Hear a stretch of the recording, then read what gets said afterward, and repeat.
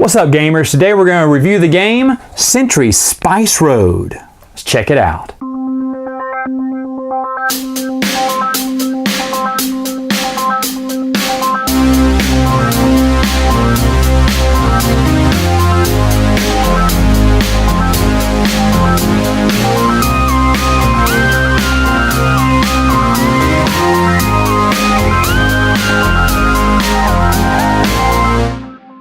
Setup for the game is very easy. What you're going to do is you're going to take each one of your different color spice cubes and put them in these bowls that are super nice.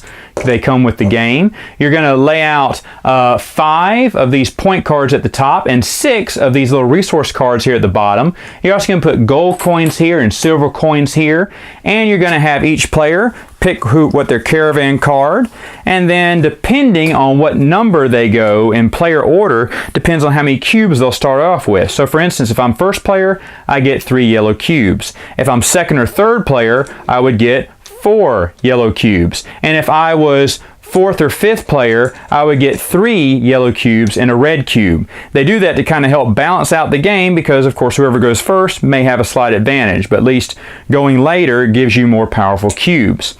Every player is also going to have these 2 generic cards that they start off with in their hand. And they're going to have to do 1 action per turn. And some of your actions could be to play one of these cards. Now, what do these cards mean? Well, for instance, let's say I play this card. That means I could have 2 more yellow cubes and put them on my card.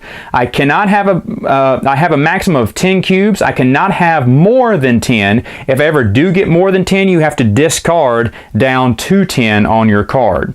Now, another thing I can do is I can play this card, and this is an upgrade, which means I can upgrade 2 of my cubes to the next spice level up, or 1 cube 2 spaces up, however you want to do it. So for instance, these 2 I could upgrade to 2 reds, or I could just choose to upgrade 1 yellow and get a green. 1, 2. That way. Now, as another action, what I can do is I can buy one of these cards here. And the prices of them are easy. The first one right here is free. Any other one, if I want to get to it, I would have to pay a spice cube. So for instance, let's say I wanted this card. Ooh, that gives me 3 yellow.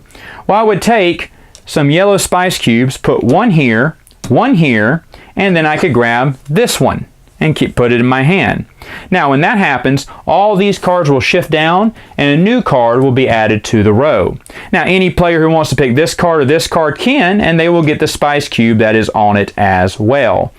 Now, another thing that I can do for my action is I can rest. And if I rest, I get to pick back up all my cards and put them back into my hand.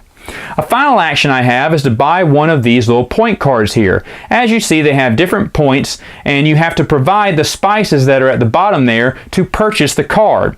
And of course, they're based on the complexity of the ingredients in the card. So let's say that I had, let's say, 4 greens. All right, and I had 3 greens out, 4 greens here. I could cash these in and get this one.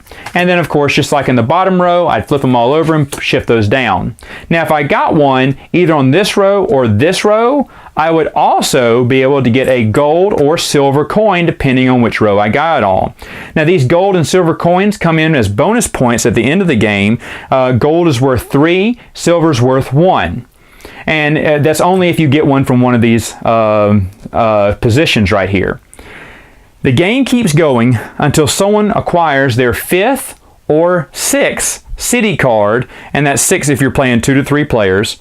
At the end of that, you add up all your points, add up your coins, and whoever has the most points at the end of the game wins. Final thoughts, what do I think about the game? Well, this past Gen Con, I had one of my friends go, and he told me all about it. He said one of the best games that he played was Century Spice Road. Now, I'd heard a lot about this game, and I was definitely interested, but I wanted to play it first before I bought it, just in case. Well, based on his glowing recommendation, I said, I've got to try it. And yes, it is a fun game. Doesn't look as fun just looking at the cards and the cubes, you're like, that's it. But upgrading spice, getting those combinations, getting those cards before other players get the card, there is a lot of good, cool aspects to this game that I really enjoy. Now, I hear a lot of people say, this is a Splendor killer. This is what's going to kill Splendor. I don't want to play Splendor anymore. I just have this. Well, you know what? I still want to play Splendor. It's not a Splendor killer for me. I'm not saying saying this is a bad game. I love this game. I'm super happy I have this game. Should you get this game? Yeah, you probably should, especially if you like Splendor, because it's very similar to Splendor, but I would argue that they're a little bit different. I do like a lot of the coin aspect. They don't need to make metal coins, but they did. It's like the poker chips in Splendor. They didn't have to make them that nice quality, but because they did, it just added something, I don't know, added an extra feel to the game that's real. Do you need both types of games? I don't care if you want to or not, but I think Century Spice Road is a fantastic game, but I don't know if it's a Splendor killer. I still like Splendor probably slightly better, but who knows? Maybe after a year of playing this, I'll like this one even more. All right, gamers, that's all the time I have for now. Until next time, game on.